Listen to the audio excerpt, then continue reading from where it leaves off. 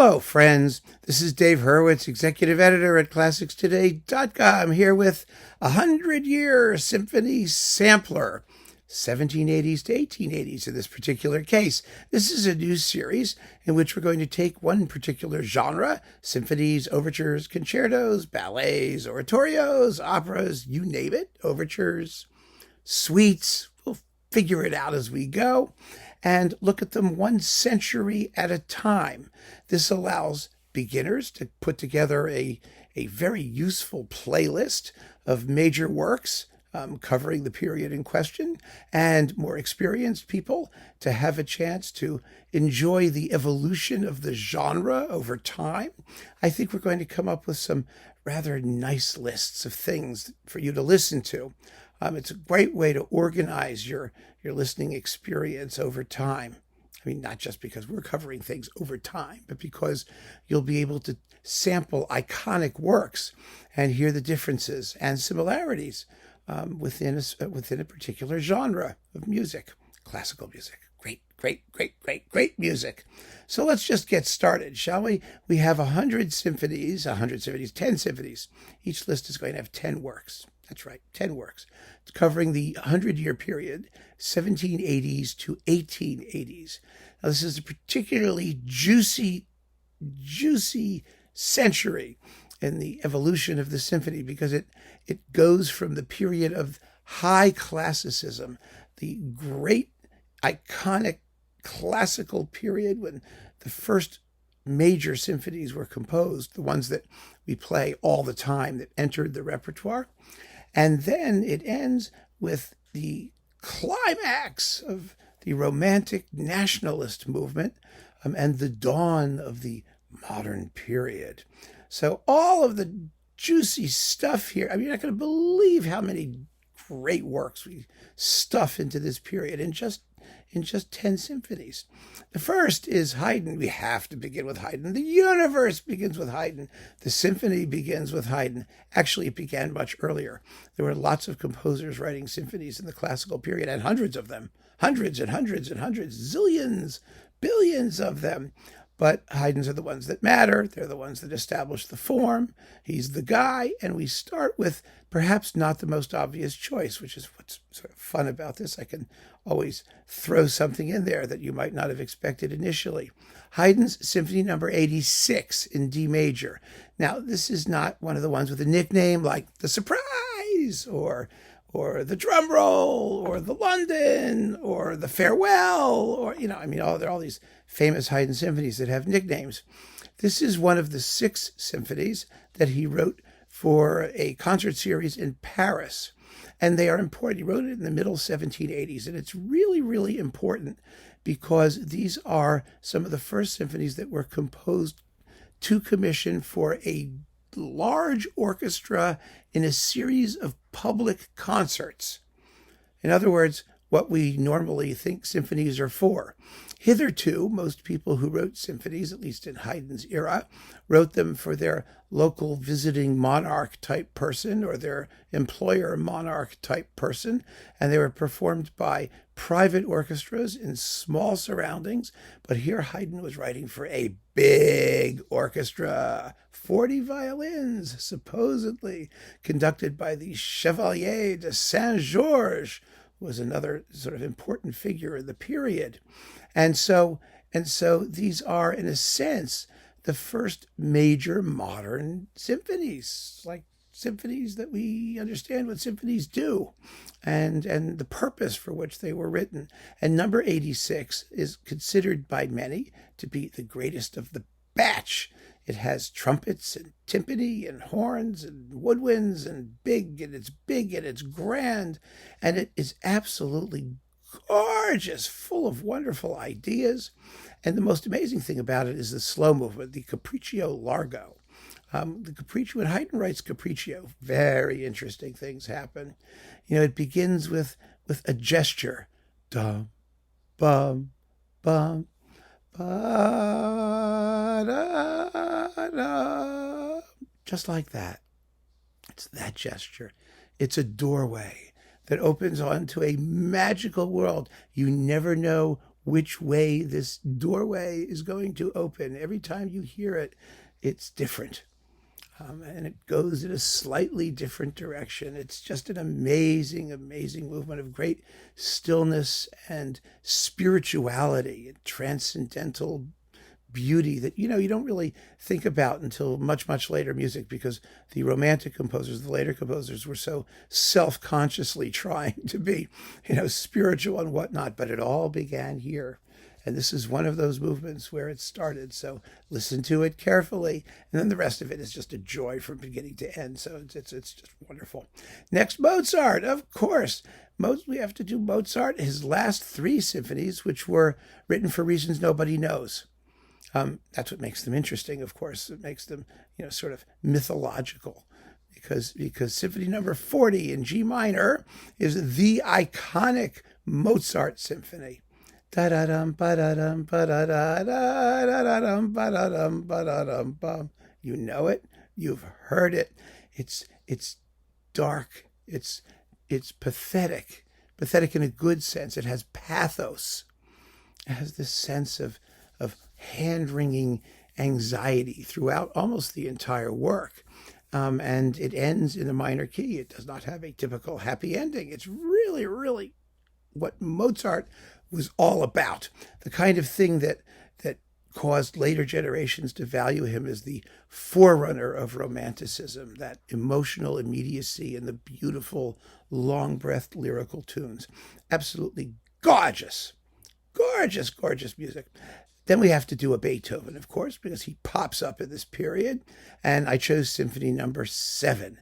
Coiled energy, rhythmic fury, demonic, intense, but also with that incredibly gorgeous second movement allegretto, one of the most haunting and popular movements of its day. It was so popular it was stuffed into the 8th Symphony, which wasn't as popular as the 7th. So you've got 3 amazing symphonies already. And with Beethoven's death in the 1820s, we move on to the strictly romantic era, the early romantic composers. Mendelssohn first amongst them, with his 3rd symphony, the Scottish, which used to be called the Scotch until people started to confuse that with either whiskey or tape. But anyway, the Scottish Symphony is a whole new concept in symphonic construction, because it employs what they call in the business cyclical form. Now, cyclical form sounds very complicated, doesn't it? It's cyclical. Look, it's going in a cycle. It's doing cyclic things. You're on a bike cycling. No. But it is actually what happens on a bike when you're cycling. In other words, you're going round and round and round. And that's what cyclical form does. The themes from the beginning of the symphony pop up in later versions in the other movements of the symphony. And it's a unifying principle. In this case, the very, very opening forms a motto theme, which occurs in some form in at least 3 of the ensuing 4 movements. Not the slow movement, but the scherzo, which begins with the motto, and the finale, which ends with a version of the motto. But this motto is developed and molded. It doesn't appear literally. In later romantic music, it appears literally, as you will hear. What a great piece this is. It's just full of soul and wonderful tunes and stormy, tempestuous drama. Absolutely thrilling romantic symphony, to be followed by another equally fascinating example of cyclical form, Schumann's Symphony No. 4, a symphony where all 4 movements are jammed together and you're supposed to play them without a break. They're linked. And you play them all like it's one giganto movement. And this symphony has has 2 mottos, actually. It has the very, very opening idea, which becomes the music of the slow movement. You'll hear it elsewhere. And then at the climax of the first movement, you get this really simple fanfare-like idea. Jump, jump, jump, dum, ba-dum, bum, bum. It's really very simple. And that little idea pops up in the scherzo. Dun, dun, dun, dun, dun, dun, dun, dun, ba, bum, bum, ba-dum. See? It's the same thing.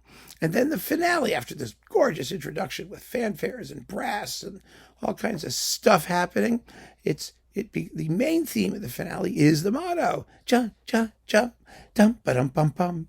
It's just wonderfully compact and exciting and full of really beautiful ideas that are extremely easy to follow. The Romantics were not formally actually as sophisticated as the people back in the classical period. They're a lot easier to follow in some respects, which is one of the reasons that they're so popular. So after Schumann, Tchaikovsky Symphony No. 4. So with Mendelssohn and Schumann, we've done the 1830s and 40s. We've gotten from, Beethoven 7th was about 1810, 12 in that area. And now we're in the 1830s and 40s. And with Tchaikovsky, we jump ahead another decade, 2 decades or so, the 1860s and 70s. And with the Fourth Symphony of Tchaikovsky, we have one of the later forms of cyclical form. You have a motto, which is a horn fanfare, da da da da da da da da da da ba dum ba da da da da da da bum ba da da da da, etc., etc., etc., etc., etc. And that shows up in the finale, the climax of the finale, as a tragic symbol of fate, of doom. The Romantic people were really into doom and fate, and it's just wonderfully fateful before the symphony goes on to have a happy ending. And the question, of course, is it really a happy ending after fate returns? Or is it, as Tchaikovsky himself seemed to suggest, sort of a desperate effort to appear happy despite the fact that fate is out there waiting to get you? That's for you to decide. You make up your mind. That's the joy of this whole thing. So after Tchaikovsky, we have Brahms, good old Brahms. Brahms Symphony No. 2. In his lifetime, this was his most popular symphony.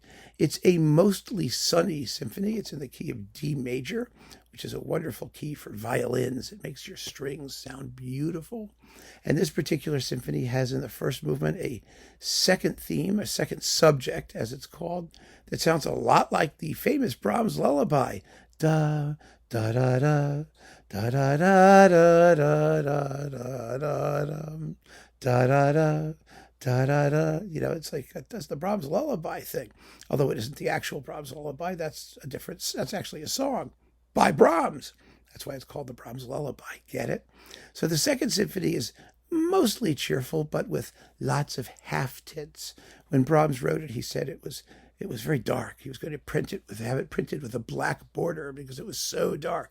Brahms always said things like that to try and obfuscate. He liked to keep people guessing, to keep people off base, because the ending is one of the most giddy and simply euphoric things that Brahms ever wrote. But there are moments, the development section of the first movement, the whole second movement, the slow movement, which is harmonically very, very ambiguous. It's wonderful, wonderful things going on in this symphony. If you listen to it carefully, it's not just all, sort of cheerful, fun stuff. It has depth. And that's what, of course, German symphonies are supposed to have. Depth. They're supposed to be sublime. You're supposed to listen to them and go, ooh, that's so deep. Well, you really can with Brahms because it is pretty deep. And after Brahms, we're going to France for Saint-Saëns, the organ symphony, the famous organ symphony, his third symphony, which has, because it's called the organ symphony, you might have guessed it, has an amazing part for organ, which appears in the second movement and in the finale. This is another fascinatingly structured symphony. It has a motto theme. The motto is da dum bum bum bum bum ba bum bum bum bum bum, like that. It does that. In the first movement, it's chugga chugga chugga chugga chugga chugga chugga chugga chugga chugga chugga chugga chugga chugga chugga boom boom, like that. And you hear it in every movement. Every single movement transformed into one thing or another. Now, this symphony is the most popular of all of Saint-Saëns' symphonies. He wrote 5 of them, actually, but they're not all numbered. It's a sonic blockbuster. We just talked about it in the reference recording, Charles Munch with the Boston Symphony, something that'll blow your speakers through your back wall if you have a good sound system. And, it's so exciting and so beautiful. the slow movement with the organ softly in the background and the strings singing out this just extraordinarily yummy lyrical theme. It's something to remember. It really is. And after Saint-Saëns' third, we have a few more of the late romantics. First, Dvořák. Now, Dvořák began as an early romantic at the same time as Tchaikovsky and those people, and he ended a bunch of years later. We're all the way up now to the 1880s. Saint-Saëns was 1880s to the early 1880s. The late 1880s now, Dvořák's Symphony No. 8, one of the culminating and most iconic examples of romantic nationalism. Somehow it all sounds Czech. Don't tell me why it sounds Czech. Don't tell me what's Czechy about it. It just sounds Czech. And it's just one of the most luminously written pieces, luminously scored, full of tunes. Dvořák was a tune writer. He could write tunes like nobody's business. Unbelievable, gorgeous tunes. Tons and tons and tons of them. And this symphony has them. It also has a very subtle version of cyclical form, which we don't really need to deal with. It's the idea that the opening all begins with a rising da, da, da, that kind of idea. Dum, ba, da, da, da, da, da, da, da. But it's an incredible piece because formally it's completely unique. There is no symphony in the repertoire that's anything like the way this thing is put together. It doesn't sound it. That's what's so wonderful about this piece. It's one of his most popular symphonies. Everybody loves it. It's impossible not to love it. It totally confused Brahms, which is how you know you're in good shape, actually, because Brahms said, yeah, it's beautiful, but what is it? What's he doing? I don't get it. Well, there you go. Everyone else got it. It wasn't a problem. The symphony is based on simple variations on tunes that sound almost like nursery rhymes. Some of them are just so basic and incredibly simple in their structure, but the whole thing flows is effortlessly flowing, and oh gosh, it's amazing, absolutely amazing. And we wrap up the 1880s, 100 years after we began, with Mahler's First Symphony, one of the most powerful things you're ever going to hear in your life. I mean, this has a conclusion that is going to it just blasts off into outer space. My goodness, it's written for a huge orchestra with 7 horns and extra brass at the end. And it begins with a very simple portrait of dawn. It's so evocative. The symphony itself used to have a subtitle called Titan, after a novel by Jean-Paul. Well, that doesn't help you, because who read Titan recently? I mean, I didn't. Maybe some of you did. I don't know. But the opening is a picture of dawn. It begins as the orchestra wakes up with, a lazy tune in the woodwinds going da da da da da dum bum. That little lazy tune, and that's going to come back in the finale as a giant da da da da da da da da in the brass. It's very similar to Handel's Messiah, to the Hallelujah chorus, and he shall reign forever and ever. It's almost exactly the same as that, actually. We don't know if Mahler got it from there, but in addition to having a movement that is so programmatic, in other words, it's so obviously about something, that is waking up with fabulous little trumpet fanfares in the distance and little cuckoos going cuckoo, cuckoo, cuckoo, and my computer dinging in the background. No, that's not in Mahler's first. And then you've got, in the third movement, a funeral march, a spooky, creepy funeral march based on a minor key version of the tune Frère Jacques. You know Frère Jacques, right? Frère Jacques, dormez-vous, dormez-vous, sonnez les matines, sonnez les matines. Well, this goes do do do do do do do do do do do do do do do. Yes, it's Frère Jacques. And they do it in a round, just like we sing it in normal life, in a round. the orchestras all, the instruments all come in one at a time. It's very bizarre and very spooky. Then you've got a wonderful klezmer dance band interlude. Oh my goodness, everybody hated it. When it was first performed, the Jewish music was considered tawdry, the klezmer music was tawdry and dirty, and nobody knew what to do with the funeral march and the juxtaposition of elements and the fact that it's obviously about something, but we don't know what it's exactly about, other than like it starts at dawn and ends with a huge peroration at the end. The opening of the finale, which starts with a huge cymbal crash, this crash, pow, bang, smash. All of that was breathtakingly new, emotionally extravagant, and it signaled the beginning of the modern period, both in symphonic orchestration and in expressive angst, hand-wringing angst. Remember, Mozart had pathos, and that kind of angst. Mahler has hysteria.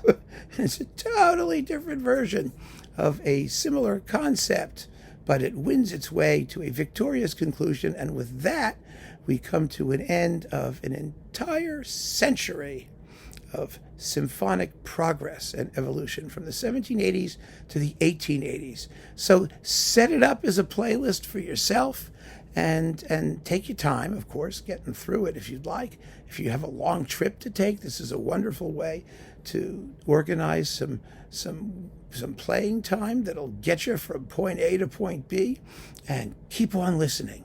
Thanks for joining me, and take care.